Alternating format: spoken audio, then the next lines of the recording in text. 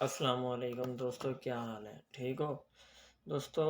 اگر آپ نے نا رشین سیکھنی ہے تو اس کا سب سے پہلا سٹیپ یہ ہے کہ اس کے آپ کو نا الفابیٹس آنے چاہیے، وہ بھی ان کی مطلب ساؤنڈ، تاکہ آپ کرغستان میں کوئی چیز لیتے ہیں تاکہ آپ کو آسانی پیدا ہو، اور آپ ٹیچر کو بھی اگر کلاس میں آپ اس وقت تک کچھ نہیں کر سکتے جب تک آپ کو رشین کے الفاظ کے ساؤنڈ نہ آتے ہو۔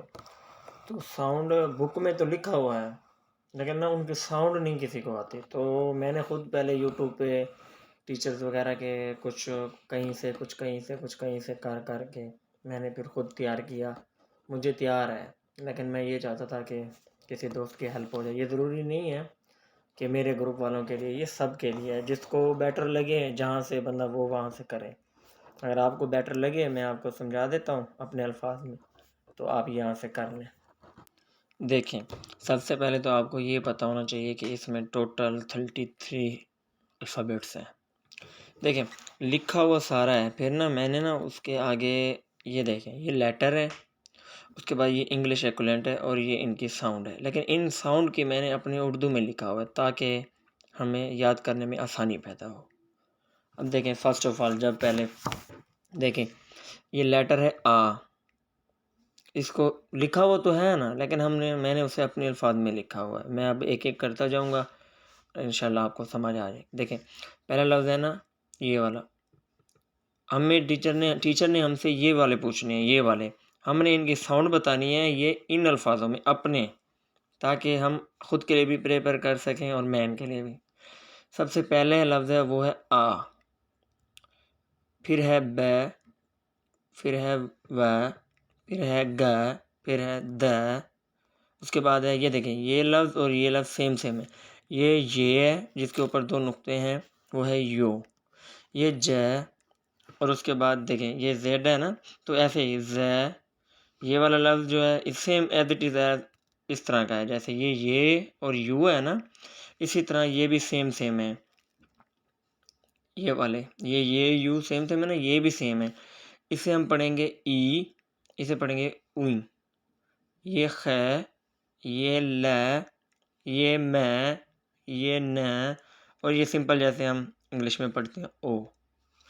اس کے بعد یہ والا لیٹر، ٹیچر نے ہم سے ان کی ساؤنڈ پوچھنی ہے، اور ہم نے اپنی آسانی کے لیے یہ والے لکھے ہوئے ہیں۔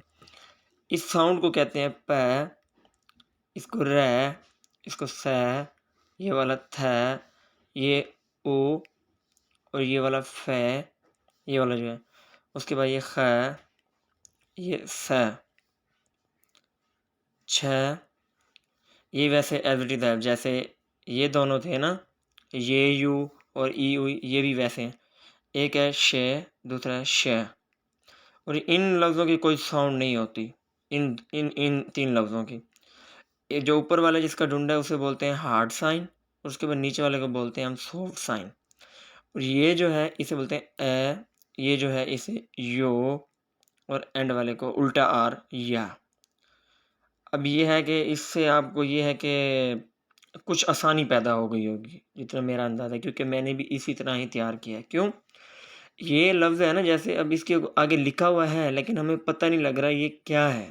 ہمیں تو جیسے ہماری انگلش ہوتی ہے نا ڈی، یہ وہ ڈی ہے، لیکن نہیں، یہ د، جیسے یہ ہے، یہ ہمیں پتہ لگ رہا ہے زیڈ ہوتا ہے، جیسے زیڈ نہیں پڑھنا، زے، جیسے یہ والا ہے، ہمیں پتہ ہے کہ 6 یہ لکھا ہوا ہے، لیکن اس کی اردو ہوتی ہے نا، پھر بندہ آسانی سے کر لیتا ہے 6۔ مجھے امید ہے کہ آپ کو کلیئر ہو گیا ہوگا۔ ٹھیک ہے، نیکسٹ ویڈیو میں بناتا رہوں گا اسٹڈی کے حوالے سے انشاءاللہ۔ یہ میں نا پہلے خود تیار کرتا ہوں، اس کے بعد پھر ویڈیو بناتا ہوں، تاکہ جس بھائی کو کہیں سے سمجھ نہیں آ رہی کچھ وہ اپنے کلاس میں تیار کرے، ٹیچر جو پڑھاتے ہیں وہاں سے، اور کچھ یہاں سے، تاکہ وہ مین مقصد ہے جس مقصد کے لیے وہ اپنے گھر سے یہاں آیا ہے، جس مقصد کے لیے مطلب پریپیئر کرے، تو اس کے لیے آسانی سے ہو جائے۔